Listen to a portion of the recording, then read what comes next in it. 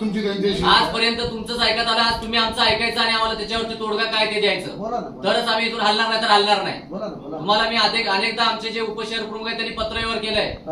ज्या ह्या पदमवाल्यांनी तिथं महापालिकेची असलेली मालकी हक्क जागा त्यांनी ताबा घेतलेला आहे. तो ताबा घेतल्यानंतर तुम्ही त्याला पाठीशी घालताय. कोणतरी हा मंत्री आहे, आमदार आहे, खासदार आहे, त्याचं पत्र आल्यानंतर तुम्ही शांत बसता. सत्ताधाऱ्याच्या दबावाला तुम्ही बळी पडता का?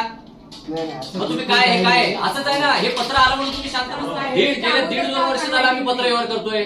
त्याच्या अगोदर पण त्यांना नोटिसेस दिलेल्या सेम त्याच प्रकारे तुर्बे एमआयडीसी मध्ये जे काही बंद पडलेल्या कंपन्या आहेत त्या ठिकाणी 2-2 नंबरचे धंदे चालतात. जुगार आहे, दारू आहे, त्या ठिकाणी मर्डर देखील झालेत बंद पडलेल्या कंपन्यांमध्ये. जाळपोळ झाले, स्फोटक ते बंगालचे गोडाऊन झालेत कंपन्यांमध्ये तयार. ड्रग्सचं तिथं हे चालू आहे. दारू देखील पकडलं पोलिसांनी, माहिती आहे ना, बंद पडलेल्या कंपनीमध्ये. मग आपण त्या कंपन्यांवरती कारवाई का करत नाही? तशा कंपनी ताबा तुम्ही घ्या ना. आता ते ताबा आमचं घ्यायचं नाही. ताबा C404 तसं नाही बघा, एकमेकांवरती तुम्ही ढकलू नका. एकमेकांना आता जे बघा, जे लँड विभाग आहे ते लँड विभागाचं काम ते बघतात.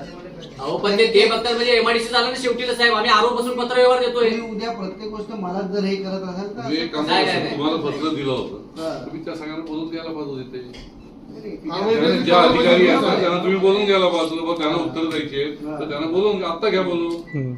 आता बोलून घ्या.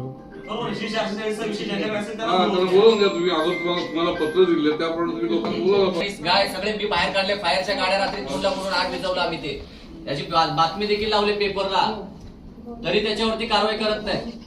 तिथं कोणतरी एखादा नेता फोन केला की लगेच तिथे भंगारचे गोडाऊन परत तयार चालू. मग अधिकारी एखाद्या नेत्याचं ऐकायचं आणि त्याच ऐकायचं असं काय असेल तर सांगा, म्हणजे जनतेला काय घेणं देणं नाही का? आमचं पत्र दिल्यानंतर तुम्ही नोटीस देताय, तुम्ही एवढं काय झोपला होतात का?